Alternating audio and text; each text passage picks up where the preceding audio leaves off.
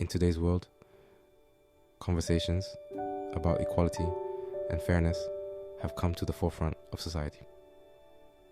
But while toxic masculinity is frequently discussed, a parallel issue goes unspoken, one that subtly shapes interactions, attitudes, and even the development of children. This is the world of toxic femininity and the microaggressions that are often excused, ignored, or downplayed. Toxic femininity refers to societal norms or behaviors that encourage women to use manipulation, control, or subtle forms of aggression to assert dominance or devalue men.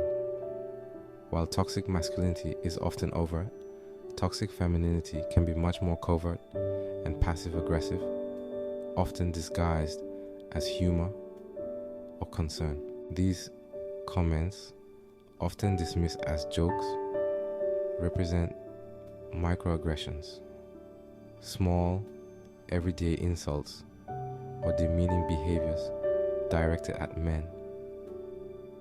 And though they may seem harmless, their cumulative impact can be damaging.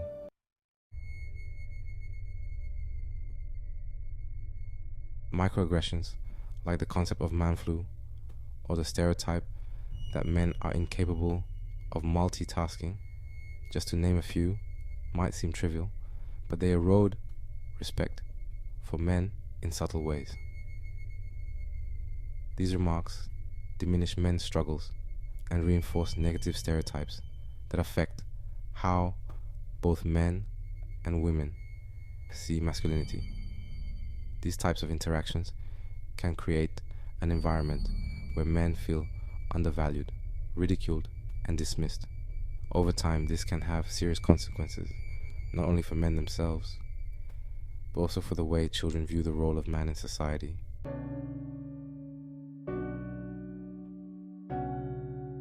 When children observe these behaviors, whether it's belittling men's emotions or reinforcing stereotypes about men's abilities, it sends a powerful message. Boys exposed to such behaviors may internalize feelings of inadequacy, believing they are inherently less capable, emotionally stunted, or incompetent compared to their female peers. This can lead to long-term developmental issues, including insecurity, lack of confidence, and difficulty forming healthy relationships. Boys who grow up with these negative narratives may struggle to assert their self-worth, while girls may adopt attitudes that devalue men from an early age, and vice versa.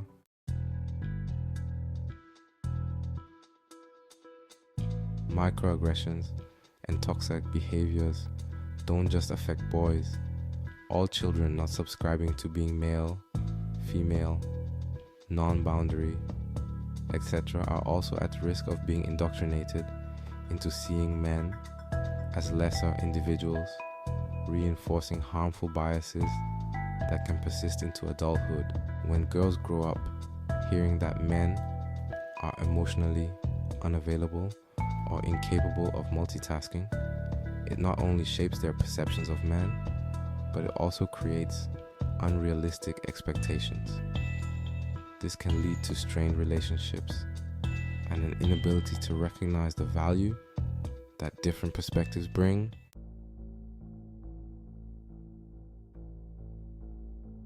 In the long term, this indoctrination can lead to societal consequences. Relationships may suffer as women are conditioned to see men as emotionally inadequate or unworthy of equal respect. This breeds resentment, conflict, and unhealthy dynamics, especially when men's voices are marginalized in important decisions. Many men feel that their concerns and emotions are downplayed or dismissed, and this can cause deep-rooted resentment that is hard to repair. Without addressing these underlying issues, the cycle continues.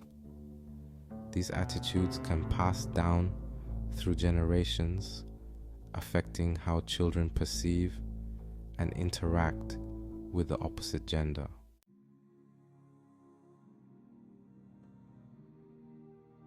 It's important that we recognize and call out toxic femininity and microaggressions for what they are, harmful and damaging behaviors that don't promote equality.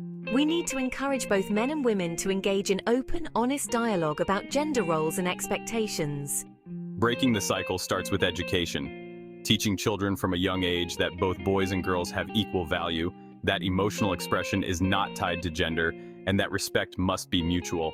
To prevent a rude awakening, we must address the biases that drive toxic behaviors.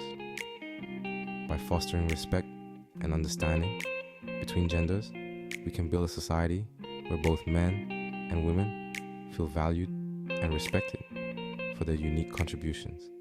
Toxic femininity and microaggressions may seem subtle, but their impact can be profound. The time to address these issues is now, before we pass down a distorted view of gender roles to future generations.